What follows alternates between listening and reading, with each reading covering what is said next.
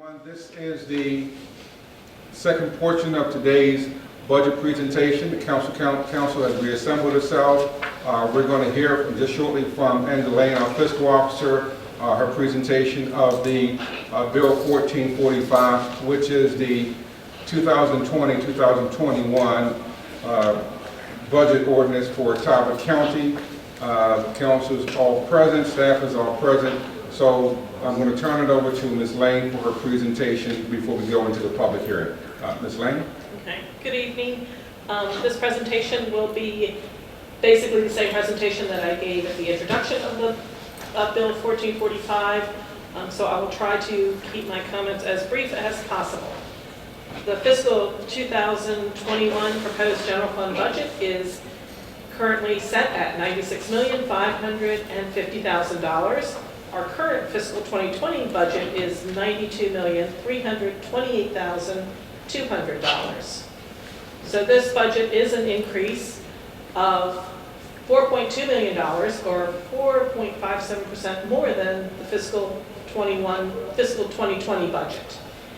However, the County Council received operating requests of over $105 million, which is $12.8 million more than the current year budget.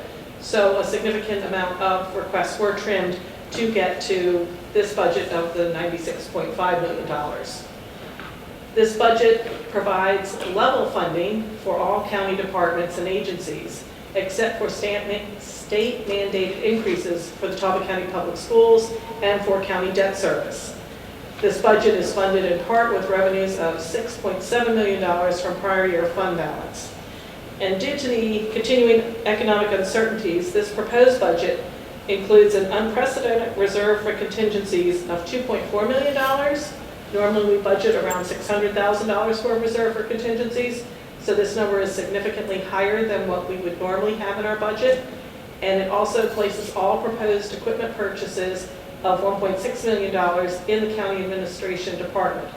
These two actions basically segregate $4 million out of the budget and will only be funded with council approval during the fiscal year, and that will provide flexibility during the year if revenues do not come in where we are projecting them. The public schools, which was funded above maintenance, above the current year level, was funded at the state mandated maintenance of effort level. This provides for an additional $1.5 million of operating funds for the public school system, as well as $4.4 million in debt service. Debt service has increased in the fiscal 2021 budget by $600,000 to pay for a full year of debt service on the new Easton Elementary School, which is finishing up construction shortly and will be ready for full occupancy in the fall. This budget has no change in the number of full-time positions. There are no salary increases for county employees, and there are no increases in the real property or income tax rates in this proposed budget. This slide shows revenues by major categories. Property taxes will go up slightly. They will increase due to increases in assessments. Income taxes is projected to go up slightly in this budget from what we had budgeted for the current fiscal year, but this income tax revenue is quite a bit less than actual revenues. In fiscal 2019, our actual revenues from income taxes was $29.5 million. The proposed fiscal 21 budget is $2.6 million less than what we actually collected basically 2 years ago. And the current year income tax revenues are projected to come in at $35 million. So this $26.9 million is $8.1 million less than what we are projecting to collect in the current fiscal year. And again, we are trying to be conservative going into fiscal 21. We know income tax revenues will be impacted going forward as a number of people are not working or are working fewer hours, and we don't know how long this will continue. And as you can see down at the bottom, the biggest increase there is prior year fund balance, which is going up significantly from basically $4 million to $6.7 million to balance this budget. And this is a graphic that shows our revenues. Property tax revenues is 46.4% of our budget, almost half our budget. The next two largest areas of income are income tax revenues and other local taxes, which is primarily recordation and transfer taxes. When you add up income tax and other local taxes, that is 38.7% of the total revenues in this budget. All of those are very susceptible to a downturn in the economy, so we are concerned going forward that revenues may or may not come in at projected levels, which is why we did segregate out the equipment and the reserve for contingencies to have some cushion in our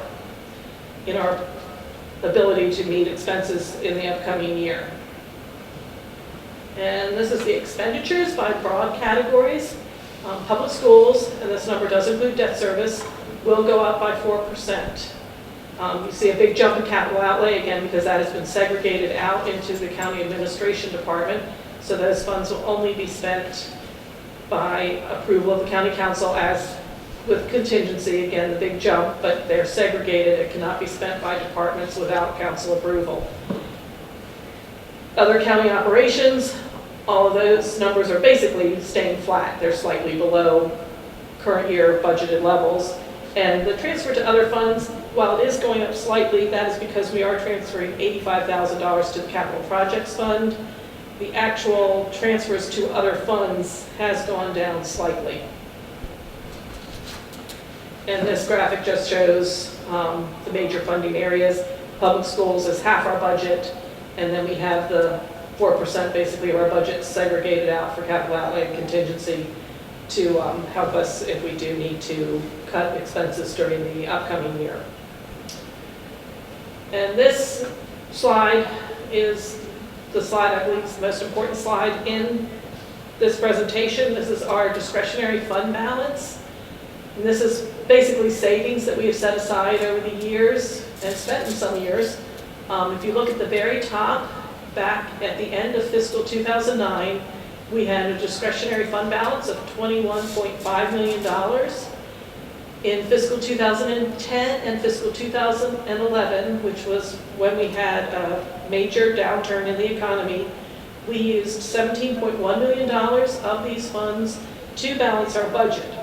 We did, in addition, make significant cuts and reductions to expenditures during that time period, but we still needed $17.1 million to maintain an adequate level of services to our citizens.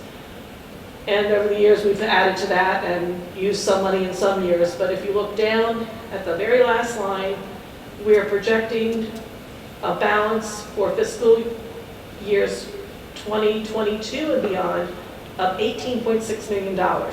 So that leaves us in a really good position to absorb the same sort of an impact that we had to absorb back in 2010 and 2011.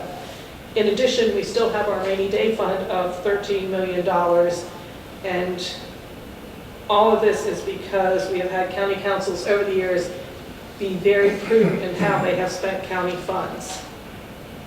And this is why we save them the money, because we need it in years like this.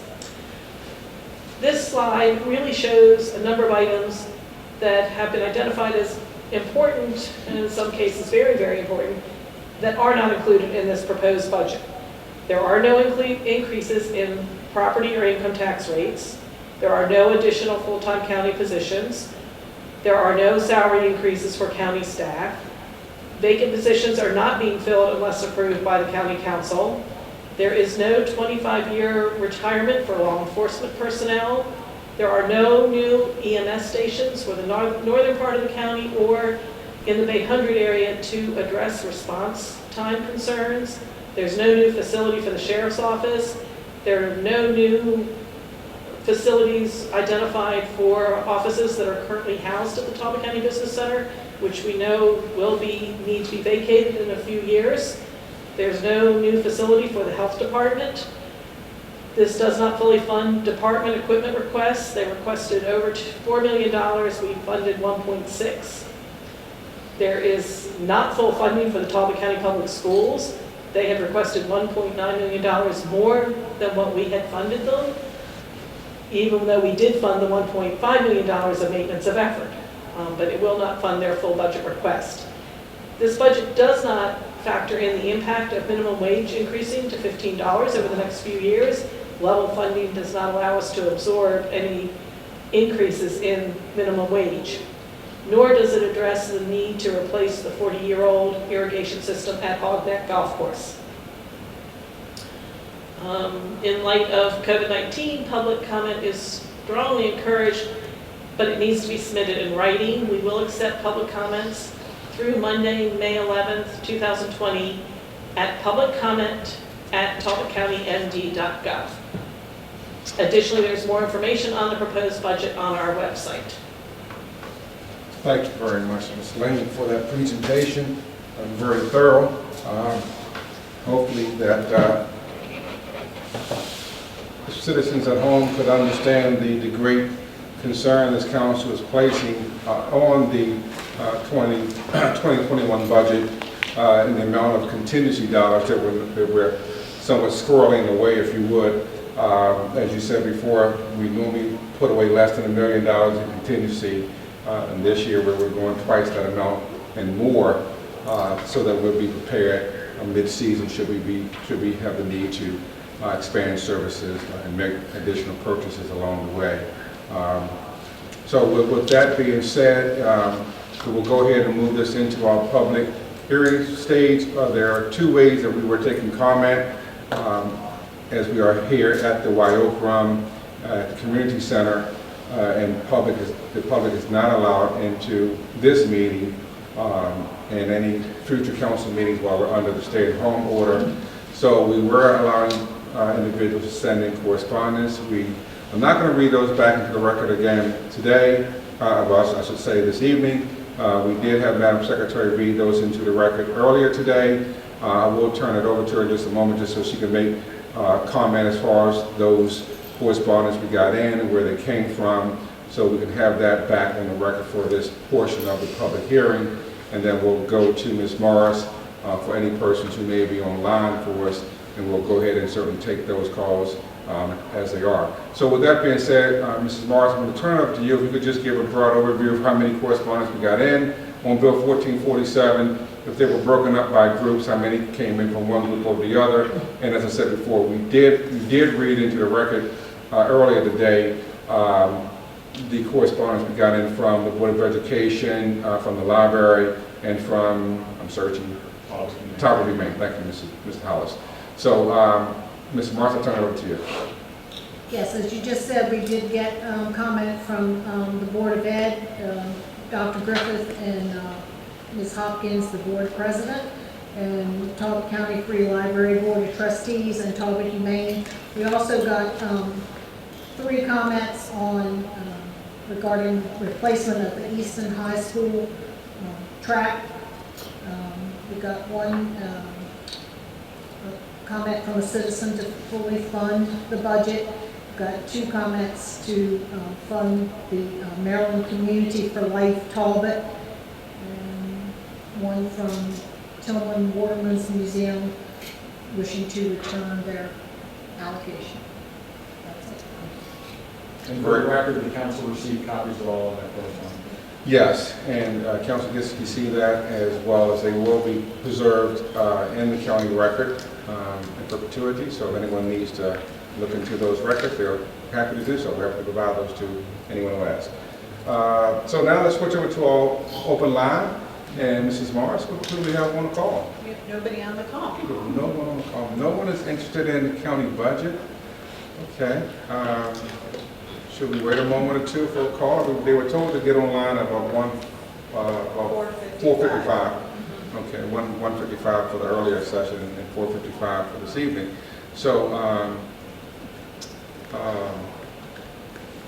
wasn't expecting no callers, but anyway. So why don't we, if there's no callers online, and we're not going to have Ms. Moran read those comments back into the record, then council, unless there is an objection, I am stalling just in case someone does stop any late, as you can see. So I don't want people to feel like we're closing this public hearing too quickly, but certainly I don't want to just have people hanging out there in dead space. So why don't we then, if there's any council comment of Ms. Lane, if we want to take those in case the caller does drop online, we can certainly stop the comment and take the caller's call. I could certainly do that, or if council wishes just to close the public session now, we can do that. I will open it up to the majority's pleasure. How do we want to go with this? Hopefully people are watching on the YouTube Yeah. stream, even though they might not be commenting. Hopefully they have seen the presentation on our live stream rather than just calling in. Okay, that's true. Yeah, we are live streaming this as So I don't well. think we're going to have any comments, so I'd say it's still open for written comment through the 11th. Yes, the council will not be taking the budget up for final vote until May the 12th. So we will be accepting, as Ms. Lane pointed out in her presentation, written comment up through May the 11th. So if persons just don't want to call in, but they want to send us a written comment, they can do so up through May 11th. So are you saying let's close the public hearing at this point? You feel safe saying it, I Mr. would Price? say so, yes. Okay, unless there's any objection, we're going to go ahead and close the public hearing on Bill 1445 at this time. We thank those who did send in their written comment, and we will say again that for those who want to send in additional comment, they can do so up until May the 11th. So, council, basically that's it of the public hearing on Bill 1445. We'll open it back up for any additional comment from council at this time.